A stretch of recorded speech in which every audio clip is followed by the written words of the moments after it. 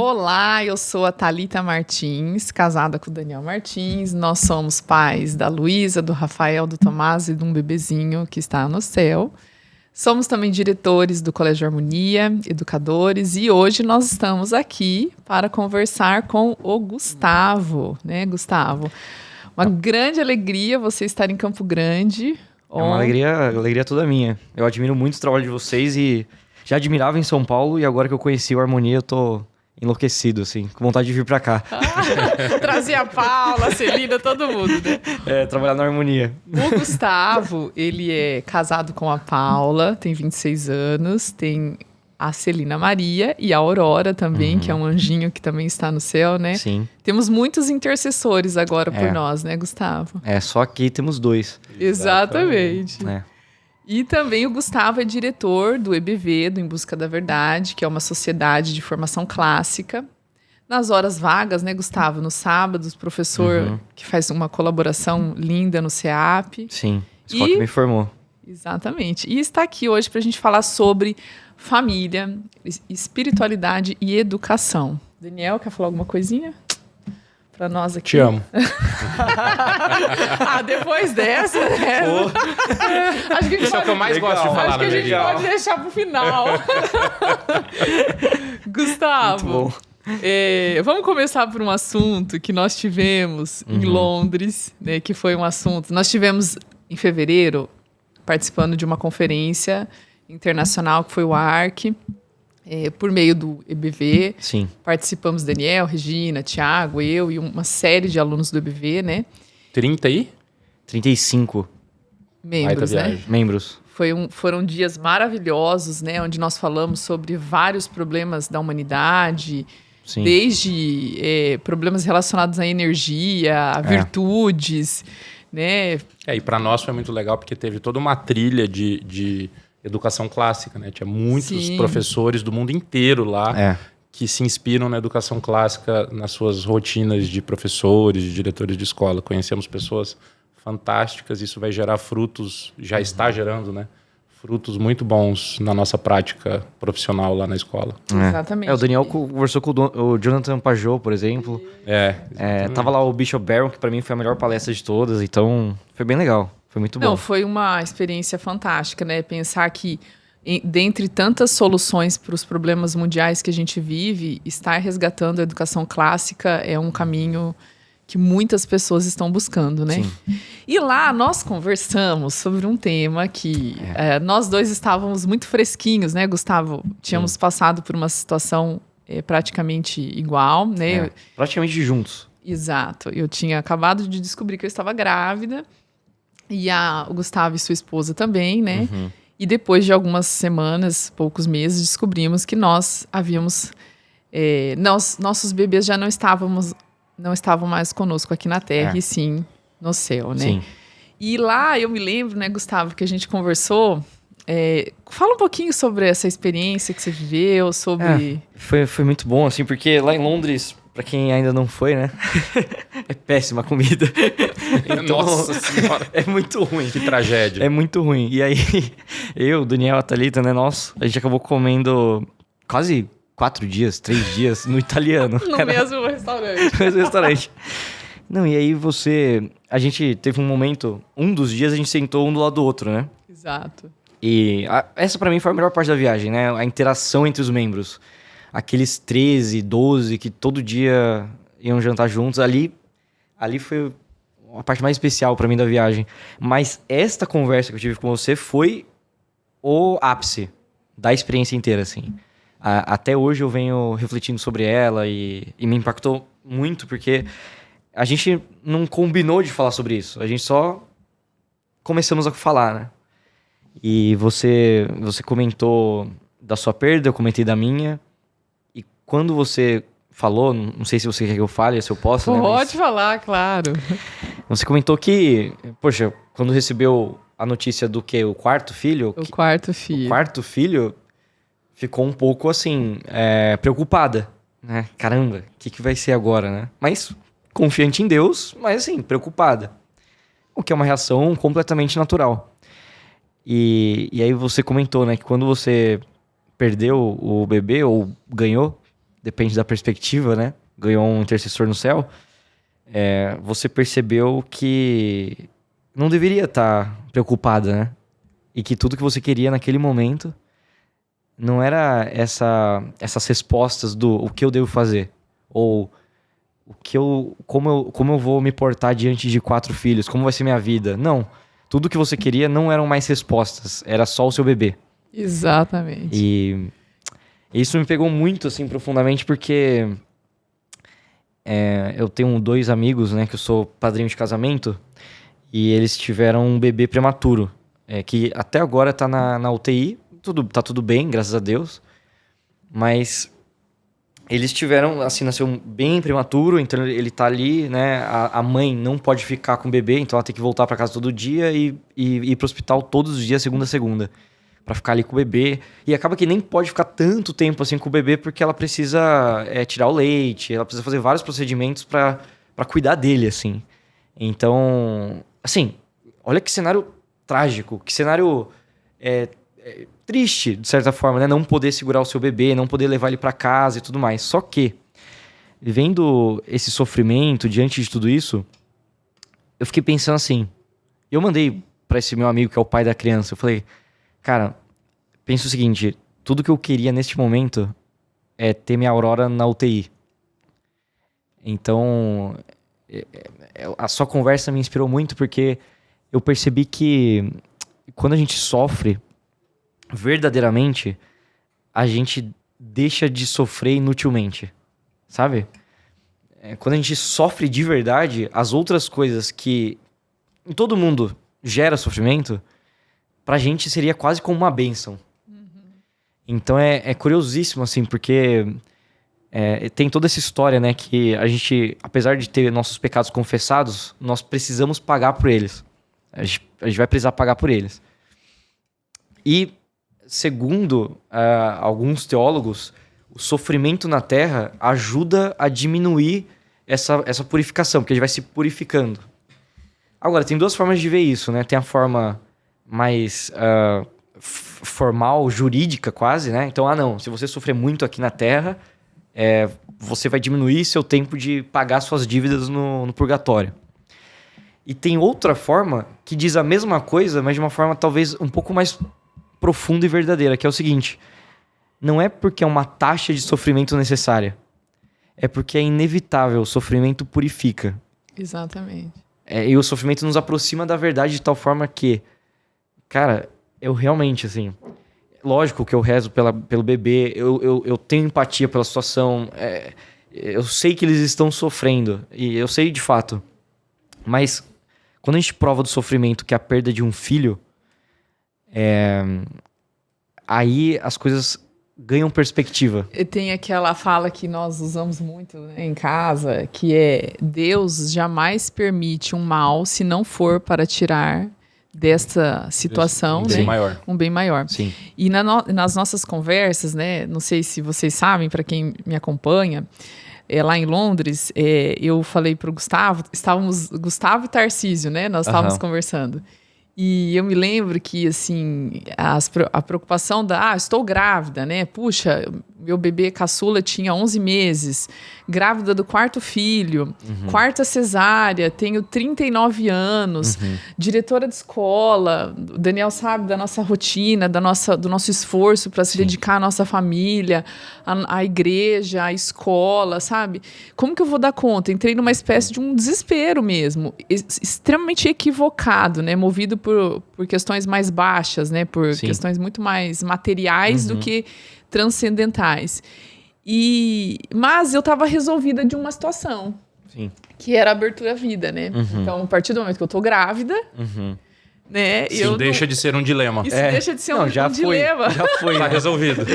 Isso deixa de ser um Virou dilema. ato. Deixou de ser potência, virou ato. Na vida de um casal. Então, eu falava pro Daniel: nossa, eu tô grávida do 4º filho, o Tomás tem 11 meses. E aí, o que a gente vai fazer? Mas tá bom, agora eu não tenho mais que me preocupar se eu vou ficar grávida de novo, porque eu já estou grávida. Sim. Aí, de repente, na hora que aquilo tava sendo tudo assimilado, introjetado, eu fui fazer uma ultrassom com 9 para 10 semanas e o bebê não tinha mais sinais vitais, né? E nessa situação, Eu me vi... Eu fiquei meio sem entender na hora que a médica falou. Falei, como assim o coração não tá batendo? Sim. Tipo, o que isso quer dizer? É óbvio que isso quer dizer, Sim. né? Mas...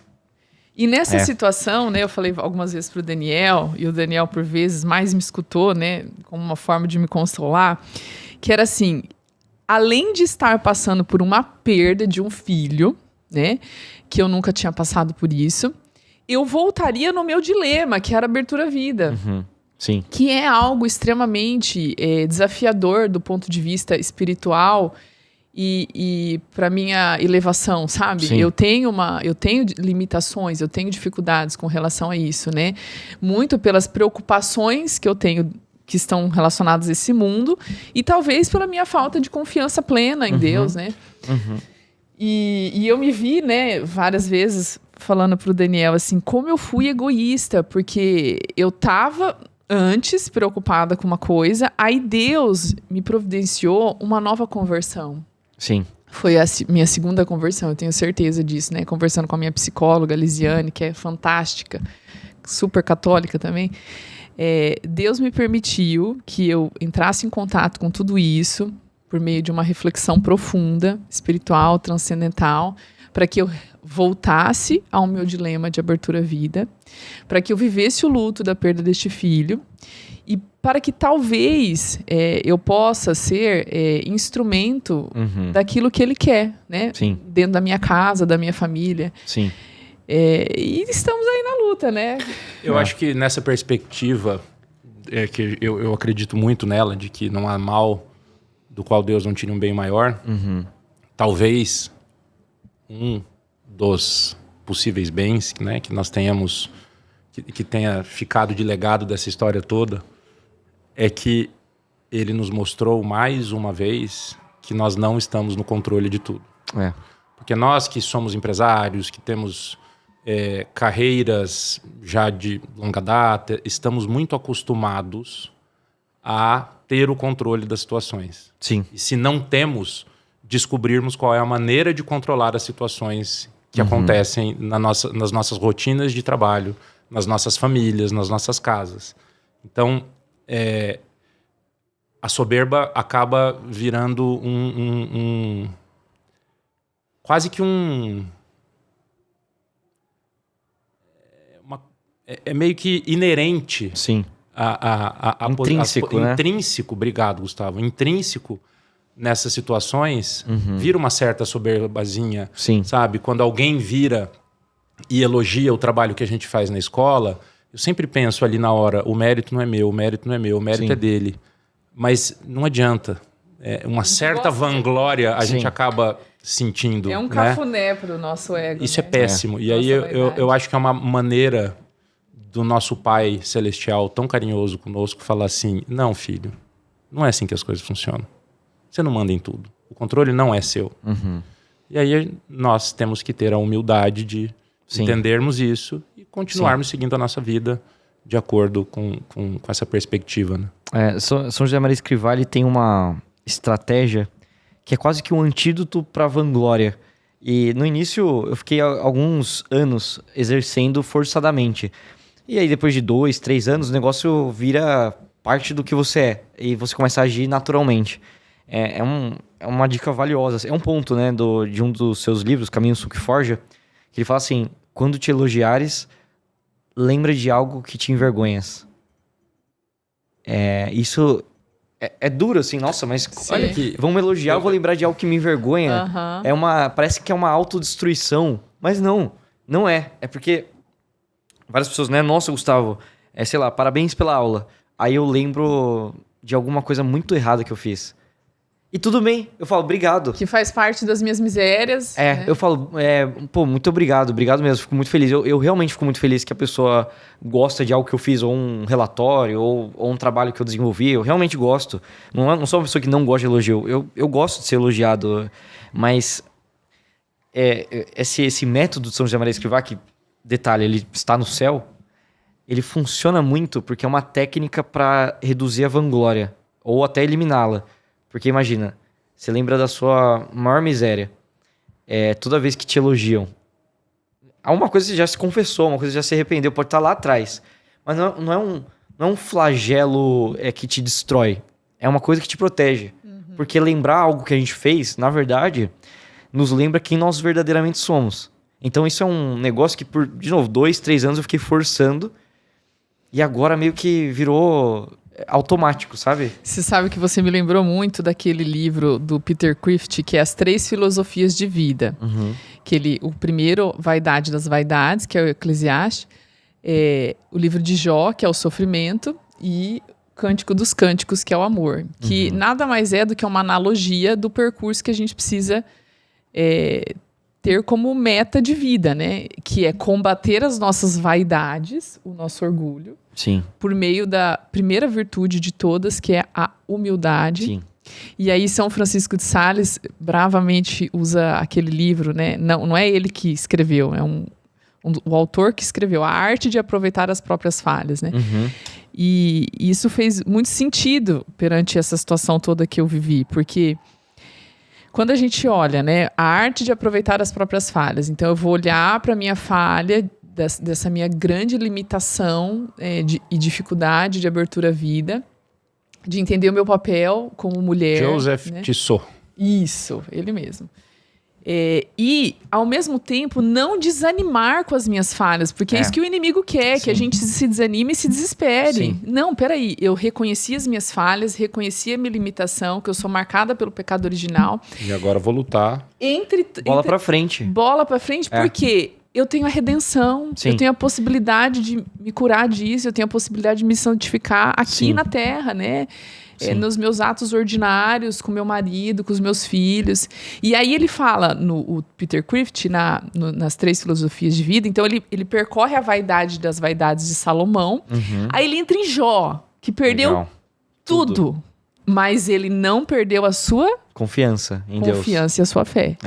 Para que a gente consiga almejar o verdadeiro casamento com Cristo. Sim. O verdadeiro amor, que é o Cântico dos Cânticos. Gente, esse livro, eu preciso ler ele todo mês, porque ele é um mantra da nossa... Sim, não, e essa beleza da vida do católico, porque a fé é vivida de uma forma muito personalizada.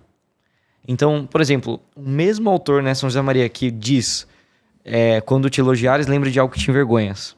Que, de novo, não é pra ficar pra baixo, não é pra se ferir, mas pra se proteger de uma vanglória.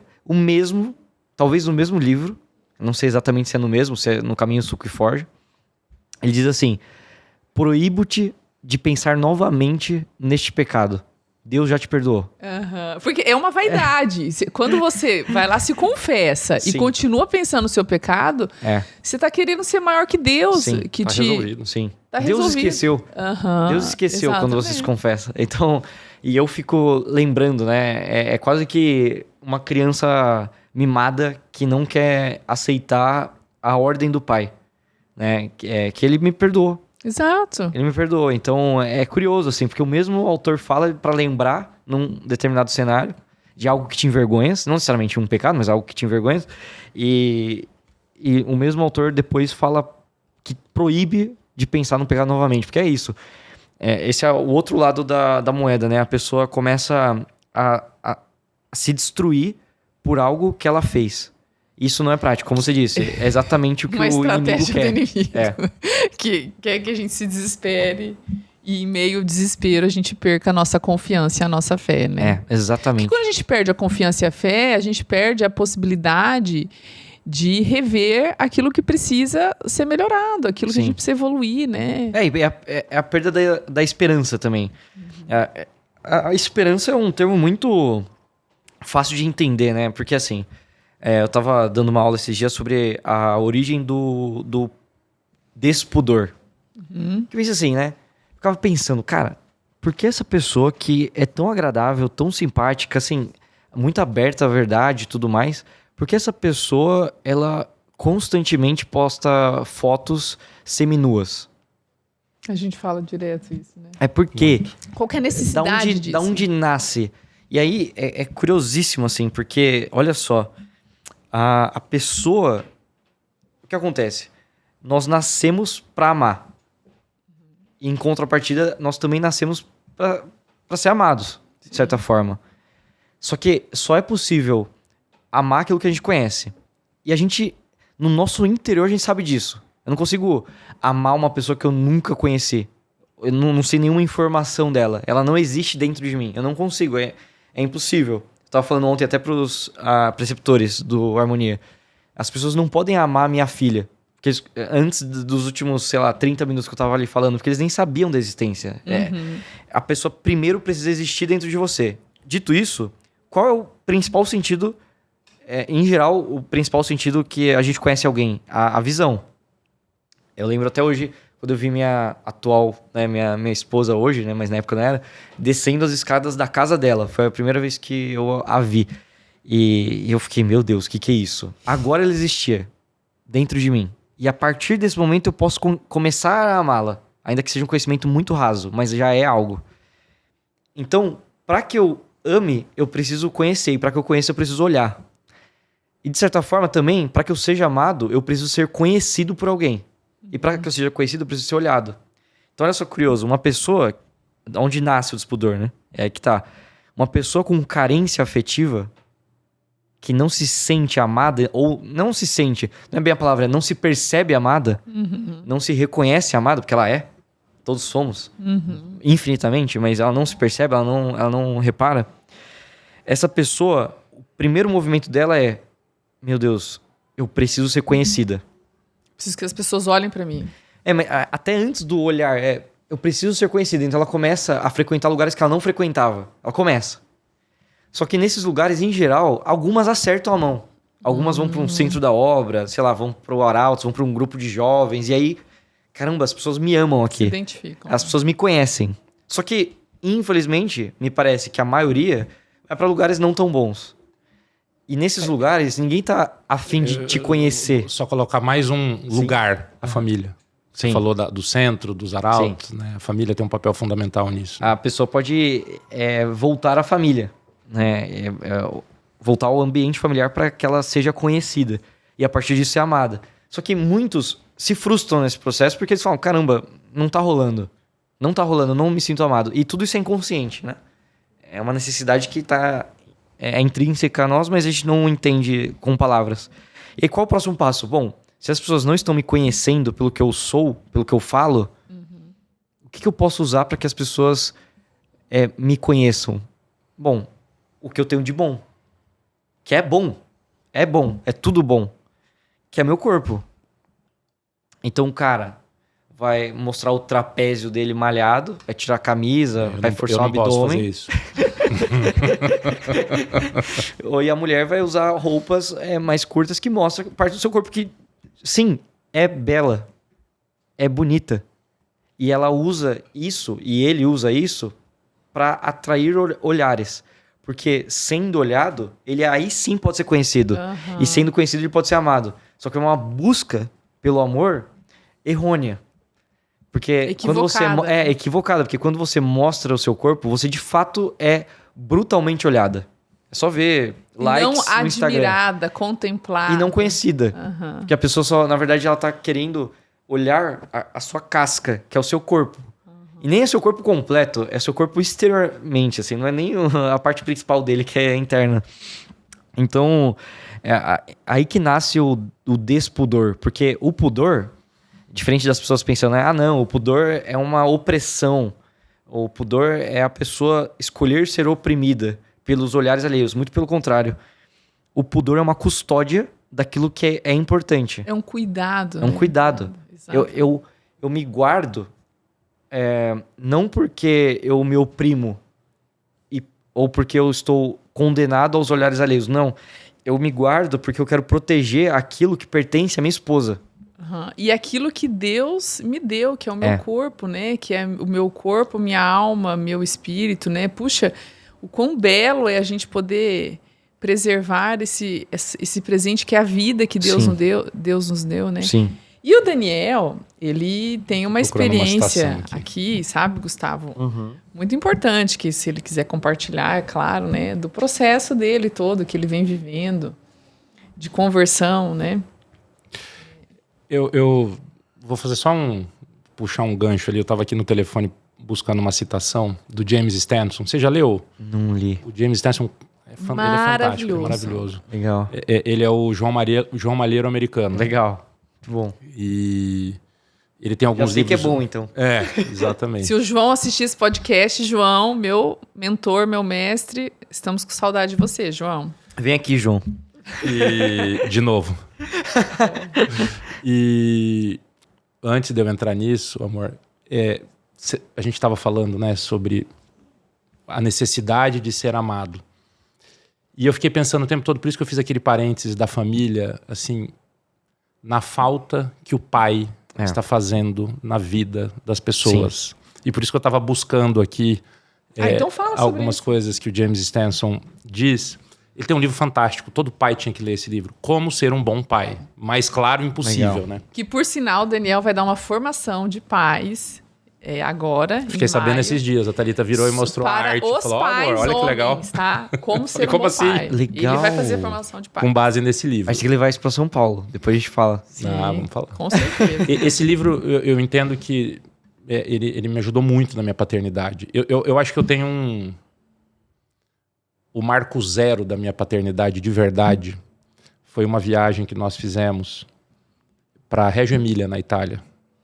Thalita, minha mãe, uma equipe de coordenação do Harmonia, a Luísa e eu. Na época nós só tínhamos a Luísa. A Luísa tinha o quê? 2 anos. 2 anos. Nós tínhamos ido fazer um curso em Lima, no Peru, uns meses antes, e eu fiquei doente de saudade da Lulu. Ela era a nossa única filha até então. Sim. Né? Eu falei, cara... E essa viagem para Reggio Emília já estava marcada. Eu falei, eu não vou nessa viagem. Tô fora. Não vou ficar um mês na Europa estudando longe da minha filha. E aí eu falei, não, então eu vou fazer o seguinte. Eu vou orçar para ver se eu consigo levá-la. Se eu puder, financeiramente, eu levo e eu cancelo a minha inscrição no curso em Reggio Emília. A Thalita foi, inclusive, apresentar um projeto do Harmonia em Reggio Emília. Foi um momento muito especial, tanto para a carreira pessoal da Thalita quanto para a vida do Harmonia. E aí deu certo. Graças a Deus eu pude levar a Luísa. E eu fiquei em torno de 10 dias, só a Luísa e eu. Porque nós passávamos o dia no congresso. Nas escolas, no congresso, nas escolas lá de Reggio Emília. E eu fiquei com ela. Aí a Thalita fez aquela lista de recomendações, né? Com toda a razão do mundo, porque... Ele falou, se você quiser ir no banheiro, te der uma dor de barriga... Você leva ela dentro do box, não larga a menina sozinha. Pelo amor de Deus! Legal. E ali, eu acho que foi o ponto de inflexão da minha vida. Enquanto Caramba. pai. E foi muito importante aquilo para mim. Eu acho que o Rafael e o Tomás tiveram o privilégio de virem depois dessa experiência. Legal. E aí, o primeiro filho sempre é a cobaia, né? Sempre a cobaia, claro. E aí, o James Stanson, então, dedicou a vida dele ele foi diretor de várias escolas nos Estados Unidos, e aí ele começou a entender, ao longo da vida dele, que existiam algumas crianças que tinham comportamentos um pouco diferentes do que as outras, no sentido de serem comportamentos melhores mesmo. E ele, como é um homem já dos seus 70 e tantos anos, começou a ver essas pessoas adultas.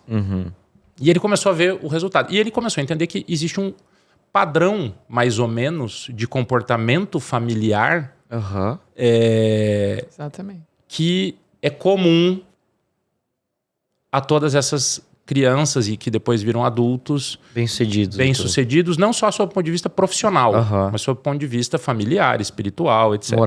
Moral. E uma dessas características comum era uma figura paterna muito forte em casa. Muito forte não no sentido de ser mandão, não é bem isso, mas no sentido de estar muito presente. Sim. E presente como um bom modelo. Muitas vezes com boas intenções educativas. Com ótimas intenções educativas, sendo um bom modelo moral, um bom modelo de marido, um bom modelo de pai. E muitas vezes, pouco presente em termos de tempo. Pais que trabalham muito, mas que quando estão inseridos na família e no lar, são um marido que ama demais a mulher e por isso respeita demais. E aí eu acho que valeria a pena nós abrirmos um parênteses sobre o que é de fato o amor, porque a gente está falando muito de amor aqui.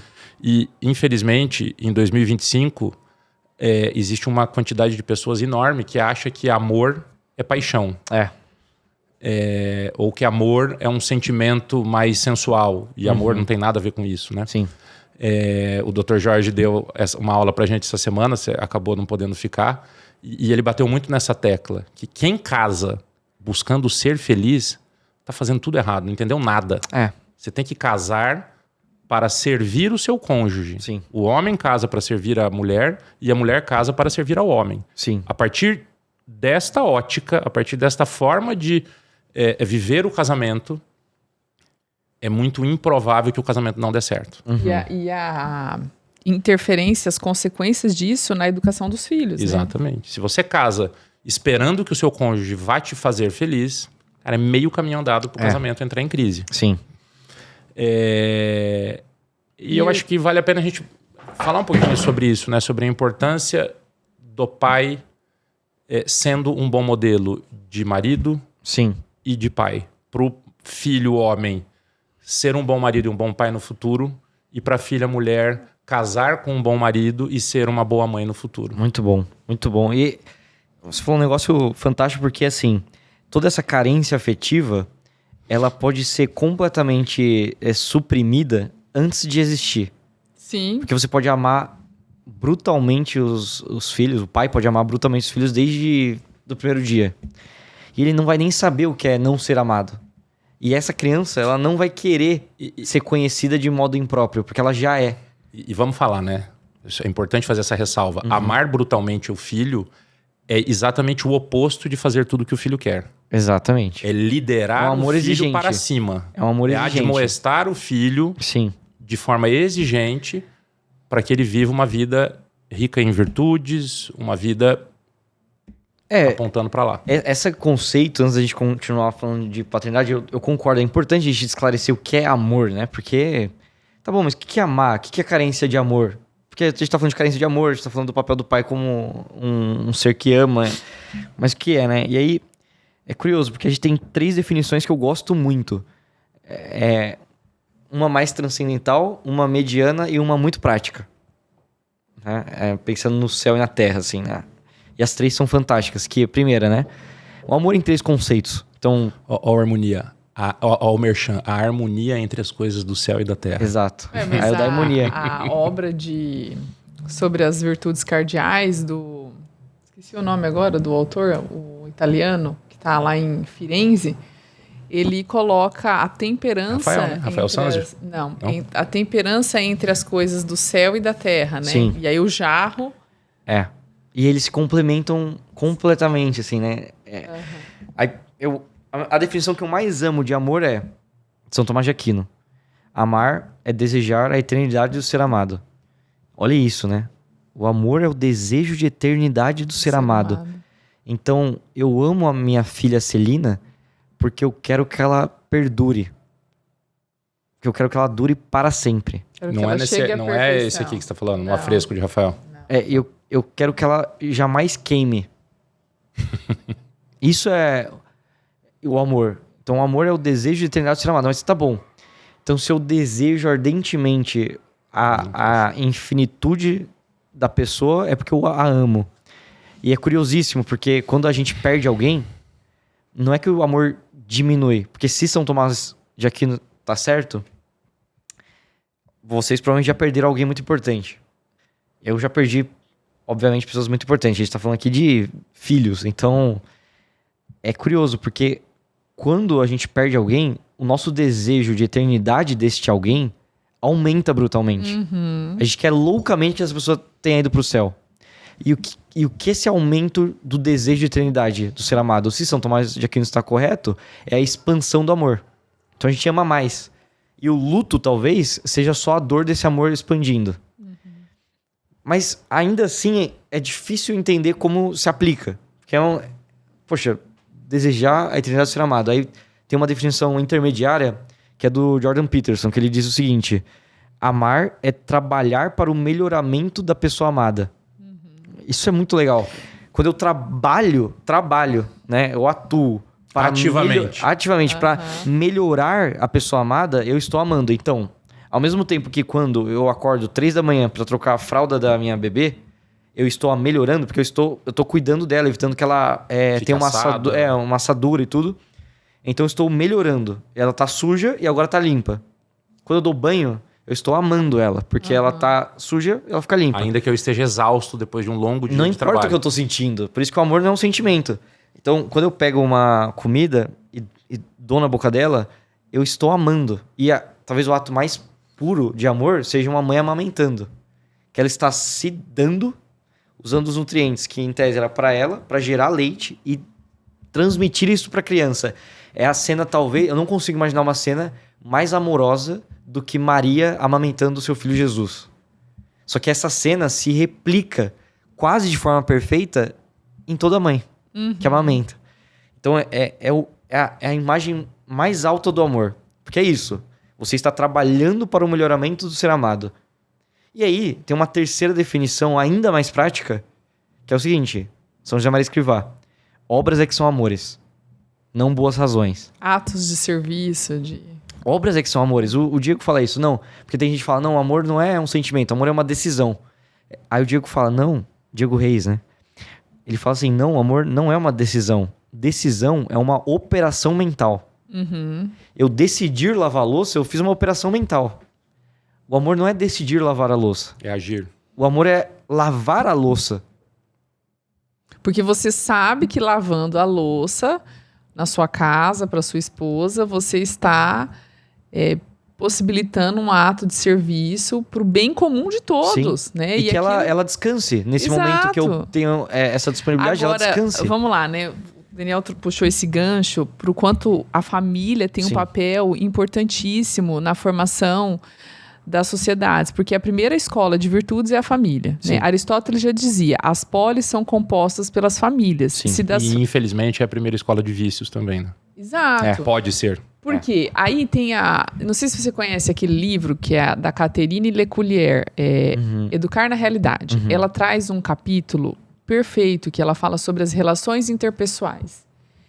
As relações interpessoais, elas irão definir as suas crenças, né? Sejam elas crenças boas ou ruins, crenças limitantes, e ela vai formar a sua identidade, a sua personalidade e o seu caráter. Ou seja, quanto a maior forem as relações em termos de qualidade, primeiro com os pais, né? Pai, mãe, aí depois avós, tios, tias, aí amigos. Quando essas relações são qualitativas, você cria um repertório, uma biografia, e essa biografia é uma biografia o quê? Explícita, porque você está sendo exposto tudo aquilo, né? E essa biografia, ela vai alimentando toda a sua imaginação, a sua memória, a sua inteligência, né? Ela vai formando uma memória biográfica de pessoas boas que você convive, seu pai, sua mãe, irmãos, professores, amigos, parentes. Preceptores, né? O Gustavo veio para Campo Grande para fazer 2 formações sobre a preceptoria na harmonia. E aí, quando você tem uma memória biográfica pobre, que não te permite repertórios virtuosos, essa criança, esse adolescente vai buscar o que a gente chama de uma memória implícita. Ela vai recorrer àquilo que é mais prático e acessível para ela, que normalmente é o que está aqui. Né? É um youtuber, é um personagem de um filme, é um videogame, é alguém que traz uma identificação dentro de um recorte e que por vezes traz uma série de repertórios totalmente corrompidos, né? Deturpados, de vícios. Às vezes nem por maldade, às vezes porque aquela pessoa também teve um repertório horrível. Isso. E nós não estamos julgando. É uma forma da pessoa apontar para o bem que ela não teve. Então ela não tem repertório na realidade, então ela vai pra internet e vê lá, sei lá, o Neymar jogando muito, deixando todo mundo no chão. Ela fala, caraca, esse é o melhor ser humano milionário, que existe. Esse é o modelo que eu devo seguir. E aí as pessoas acabam seguindo modelos que às vezes existiriam outros, sabe? Mas quando você... É curioso isso. Eu tava falando com um jovem, né, que ele tava com um brinco assim, brilhante. Eu falei assim, cara, por que você usa esse brinco super brilhante, assim? De boa, não julgando nada, assim. Aí ele, cara, é coisa de jogador de futebol. Meu sonho era ser jogador de futebol e eu me inspiro neles. E ele começa a emulá-lo. Projetar, né? ele começa a querer ser essa pessoa. Então ele vai vestir a roupa igual, ele vai tentar se tornar aquela pessoa. Mas, veja, é uma criança que está apontando para o bem. Sim! E isso me lembra muito o que você falou ontem na formação. É exatamente o que você falou ontem na formação, nas duas, que Aristóteles, sobre como Aristóteles dizia que nós vamos desenvolver as virtudes. Sim, através do convívio. Através do convívio, por meio do convívio. E ele deixa claro isso em Ética Nicômaco, né? Quando ele fala que a gente fala muito do governo, do Estado, mas antes nós precisamos voltar para as nossas famílias, porque os governantes sairão das nossas famílias, as virtudes sairão das nossas famílias, os vícios sairão das nossas famílias. É a célula da sociedade. Exato. Menos Rousseau, mais Aristóteles. É lógico. Com Rousseau, Chesterton. Sim. Olha o Chesterton aqui. Ó. O ser humano nasce bom, a sociedade o corrompe. Tá errado. Aristóteles é diametralmente oposto, porque ele fala o seguinte: o fim do homem é eudaimonia, né? A gente existe para atingir essa plenitude. Eudaimonia, só explicando, vem de daimon, né? Que é esse espírito que intermedia as coisas do céu e da terra. Então, o ser eudaimônico, ele é aquele que vive verdades universais no dia a dia. Esse é o ápice do ser humano, segundo Aristóteles. E como a gente chega na eudaimonia? Através das virtudes. E como a gente desenvolve virtudes? Através do convívio. Quem pensa, como eu desenvolvo a paciência? Sendo sozinho. colocado em situações. Não, sendo colocado em situações que exigem a paciência. Tem uma historinha que fala assim de uma pessoa que foi na igreja, foi conversar com o padre e falou pro padre assim: padre, eu tô muito sem paciência, eu não sei mais o que eu faço, eu rezo, eu peço tanto para Deus me ajudar, e aí eu chego em casa, as crianças não param de me testar. Ele falou: mas é exatamente isso que Deus tá mandando para você, para que você de fato consiga desenvolver a virtude da paciência. Você precisará viver circunstâncias em que o moleque vai estar te azucrinando, que você vai acordar na madrugada, que você tem roupa para botar no varal, que você tem o cachorro que fez xixi, que tem que pensar na carne do dia seguinte, que o marido chegou cansado, foi dormir e as crianças estão acordadas. Aquele Senhor, dai-me paciência, né? Tá bom, vou te dar paciência. Exato, aí é Toda vez que eu escuto essa palavra moleque, eu lembro do Breda falando pra gente não usar ela, mas aí a gente conversa sobre isso depois, não aqui.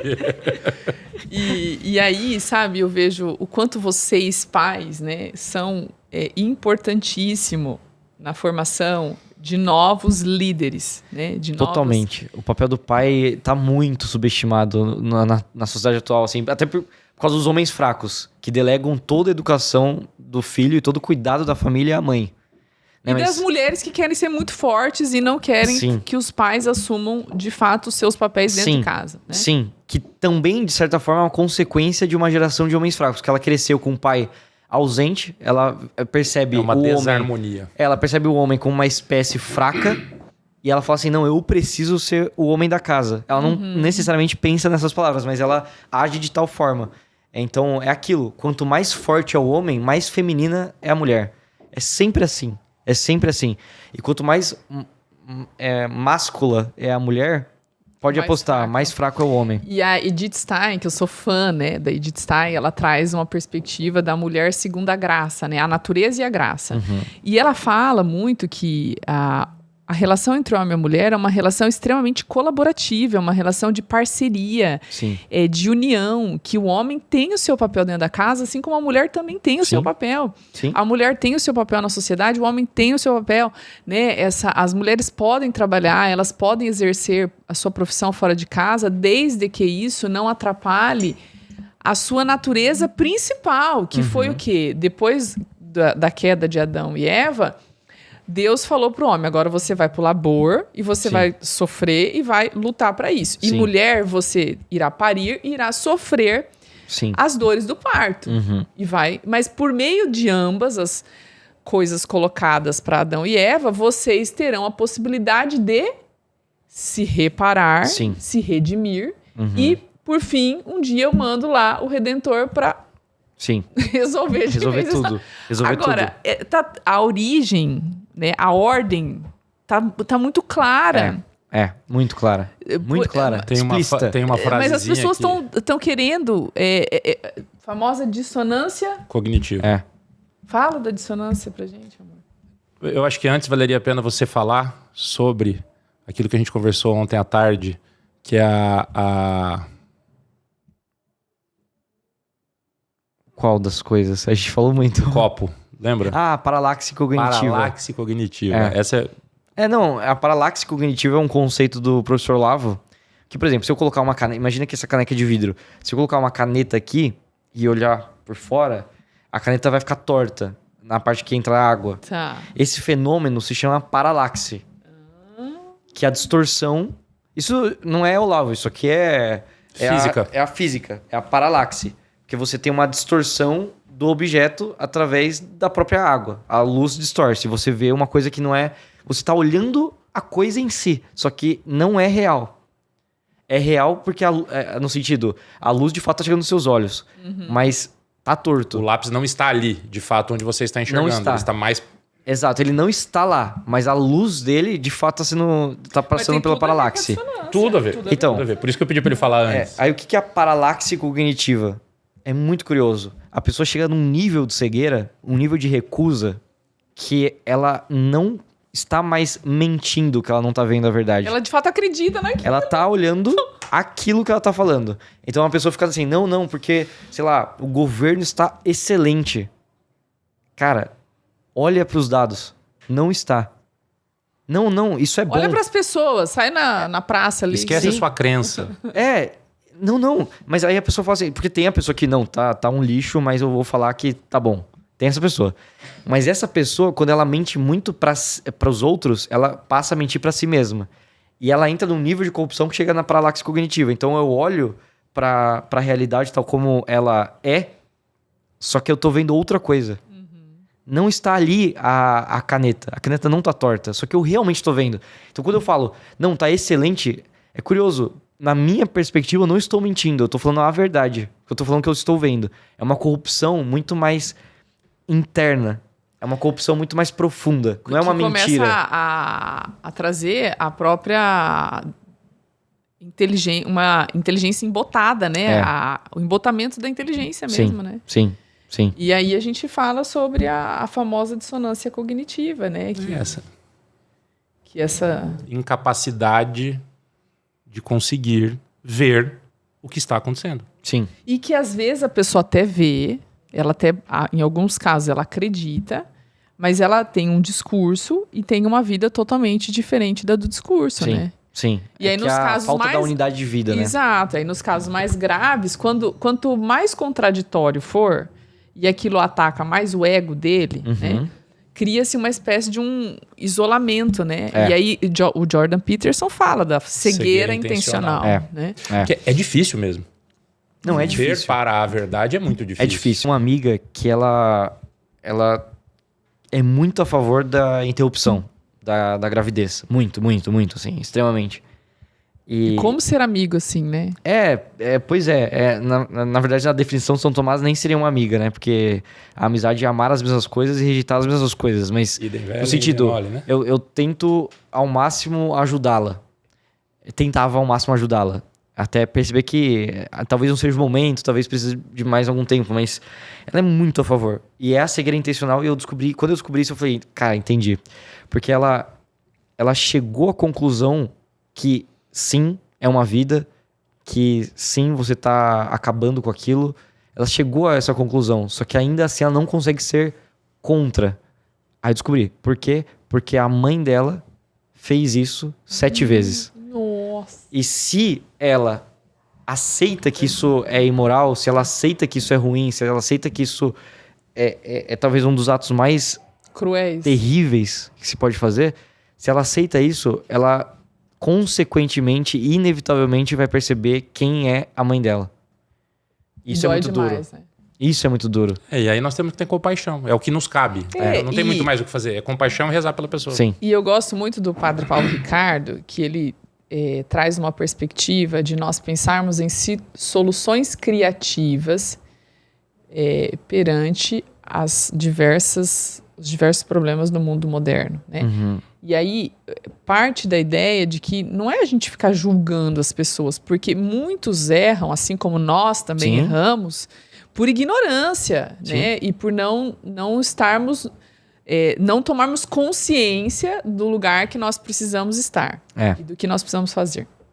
E aí a gente sai desse papel de julgador e passa a olhar para o outro assim como Cristo olha para a gente. Porque, vamos lá, né? Quantas vezes nós erramos, caímos, pecamos, e quantas vezes Cristo já nos perdoou?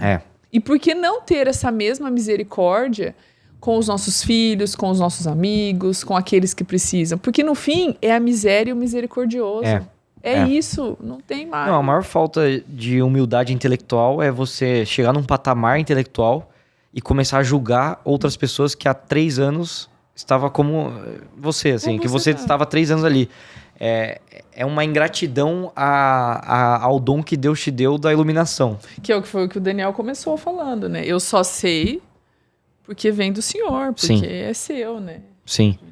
Não, mas até uma coisa interessante de você falar sobre o papel dos pais, porque hoje em dia é muito duro. Porque, por exemplo, você falou, o pessoal não entende que a mulher pode trabalhar se isso não interfere na vida familiar. Aí as pessoas, nossa, mas que é isso? O que você tá falando? Que retrógrado.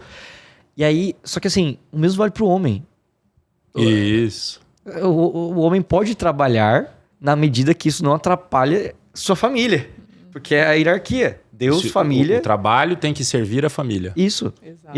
A mesma coisa vale. Só que as pessoas, nossa, que é isso? O que você tá falando? Existe uma frase de efeito, né, das pessoas que dizem o contrário do que nós estamos dizendo, que eu gosto demais dessa frase, porque ela é muito boa pra gente exemplificar o quão errada essa visão é. Lugar de mulher é onde ela quiser. Não.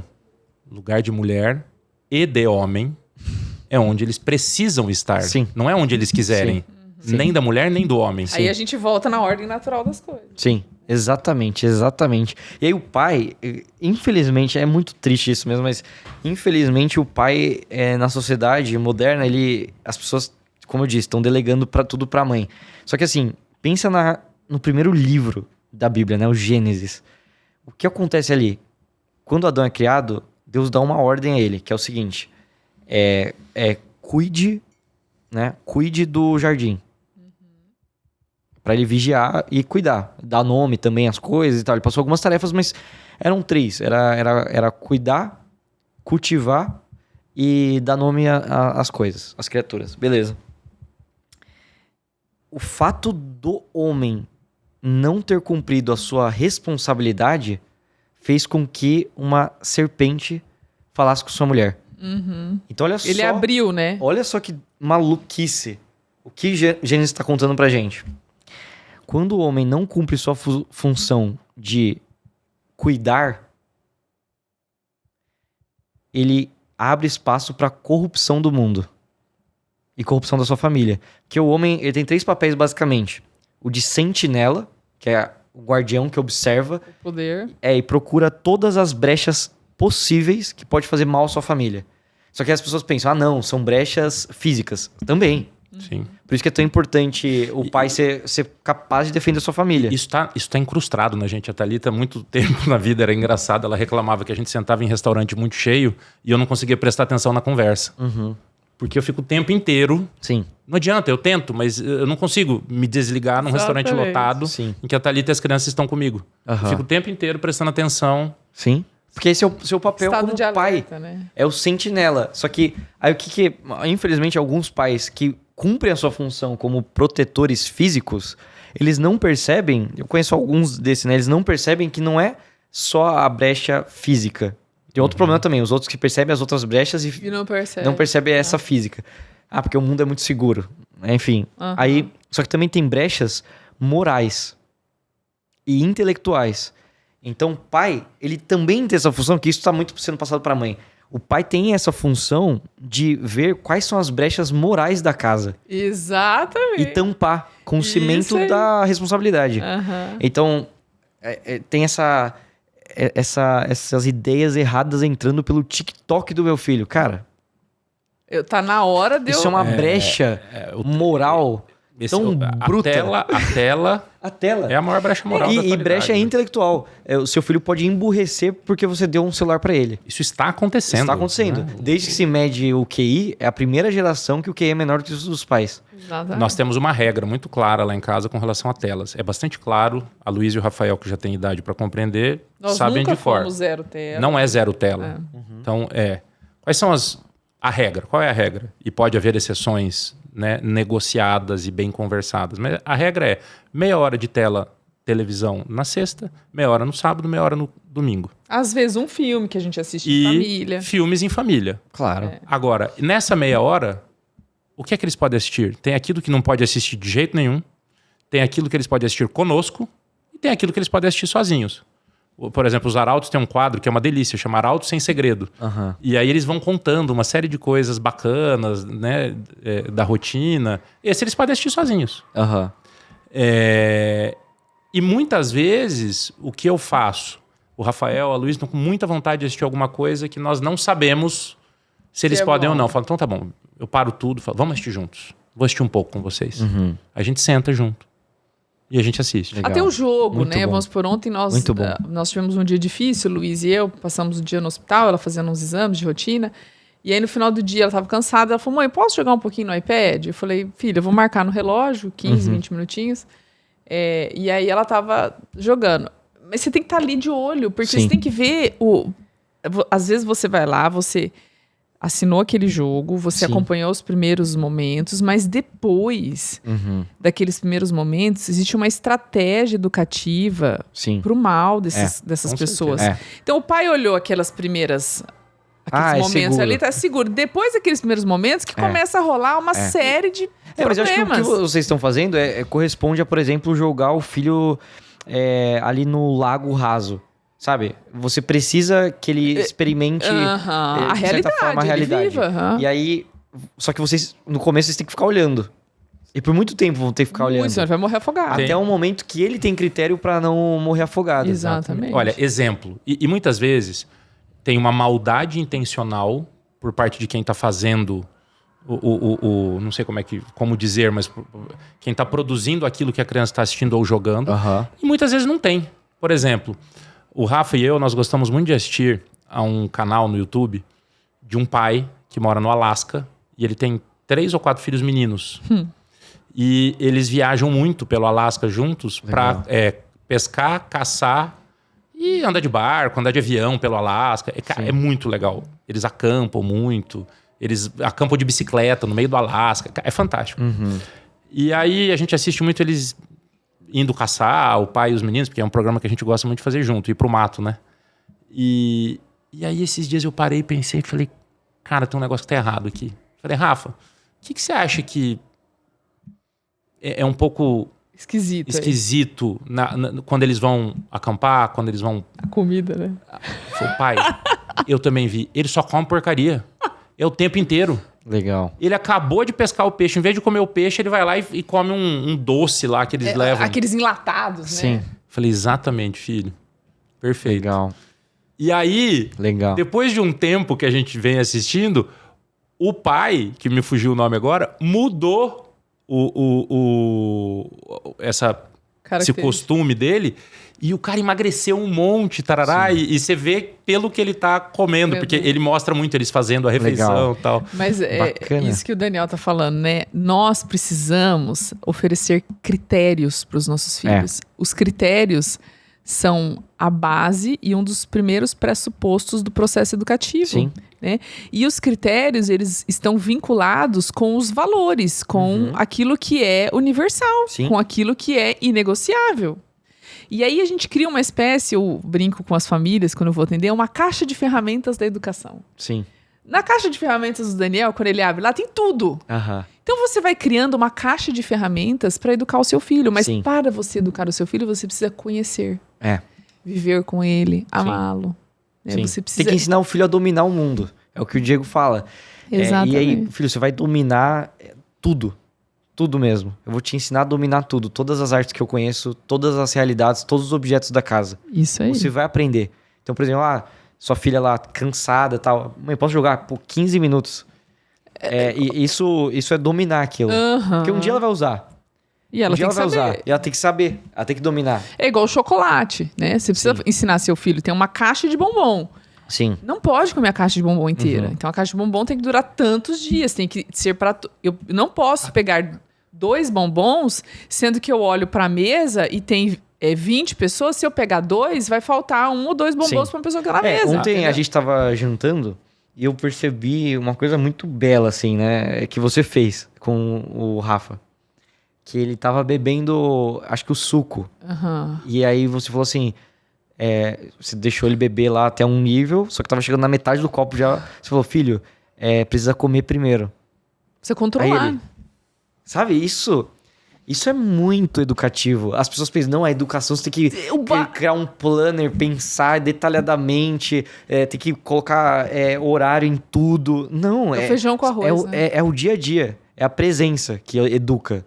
Que eleva, né? A Thalita tem uma frase que é ótima, que eu não vou lembrar perfeito aqui agora, mas que é: se você não consegue se controlar... Nas pequenas coisas, você não vai se controlar quando a vida te apresentar uma situação de muita reflexão de controle. Se você não consegue controlar a quantidade de chocolate ou de suco que você vai tomar agora, quando vierem te oferecer cigarro, quando vierem te oferecer outras coisas mais pesadas, você não vai conseguir falar não. A gente estava numa... Eu adoro esses momentos, né, de vivência com eles.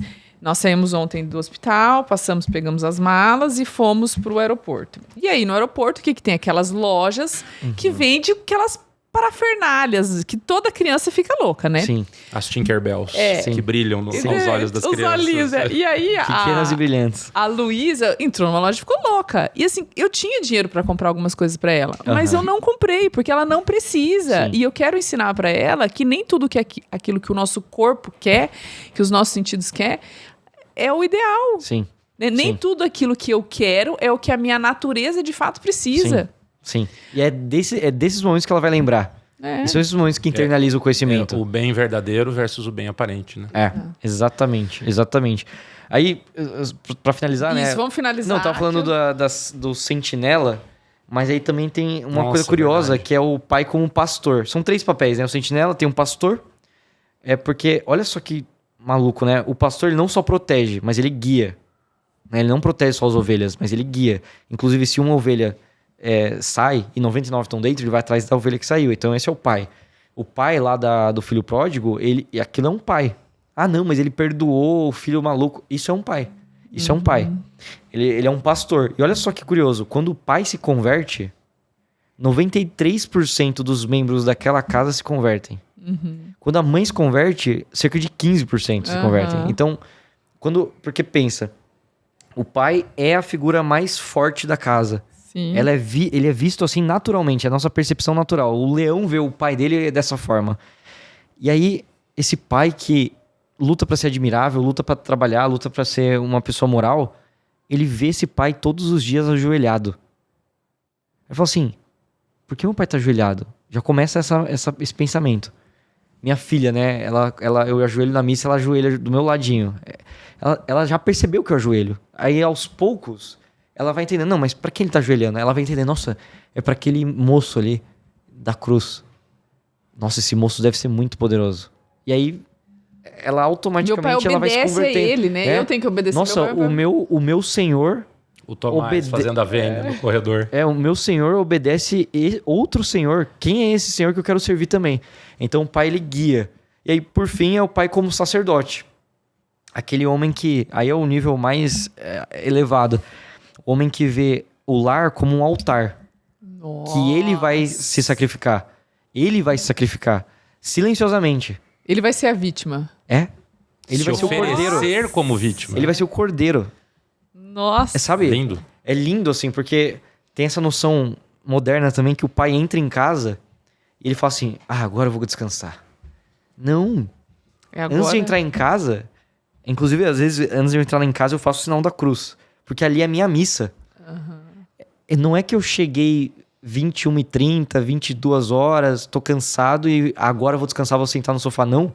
Agora eu vou entrar no meu altar e vou me oferecer em sacrifício. Agora é que as coisas vão começar de verdade. Agora que começa. É aqui que começa tudo. E aí eu vou morrendo pela minha família. Exatamente. Que lindo! Não poderíamos terminar da melhor forma. Fantástico. Bom, o nosso tempo acabou, infelizmente. Poderíamos ficar aqui horas, né? Conversando com certeza. Gustavo. Gustavo, uma alegria enorme te receber aqui em Eu que agradeço, é uma honra. Quero voltar muitas vezes. Eu amo o trabalho de vocês e eu amo muito vocês também. Ah, você mora nos nossos corações, você sabe disso, né? Eu sei. Lá em Londres, eu falei, Gustavo, você vai pra Campo Grande. Você falou, eu vou. Eu falei, então tá. Chegamos e eu já passagem aérea. Chegamos aqui. Mas a gente tem que voltar muitas vezes. Eu falei pro Daniel, agora eu vou morar muito mais próximo ali do Em Busca. Foi a próxima vez que vocês forem, já vai estar tudo pronto. Aí eu quero recebê-los pra um jantar em casa. E a gente continua a partir dali. Como que é o ditado? É junto dos bons que a gente fica? Melhor. É isso aí. Vamos unir forças, existe A sensação que eu tenho é que existe uma espécie de união espiritual entre as nossas missões, a nossa missão no Harmonia e a missão de vocês no Busca da Verdade. Parece que é uma coisa que... Parece uma coisa só, de alguma maneira. O propósito é muito parecido, isso, né? Muito bom, muito bom. Muito obrigada. Logo vocês terão acesso a todo esse conteúdo, né, que estará aqui disponível. Um forte abraço. E não esqueçam de se inscrever no canal, né? Thalita Martins Educa. Até mais, gente.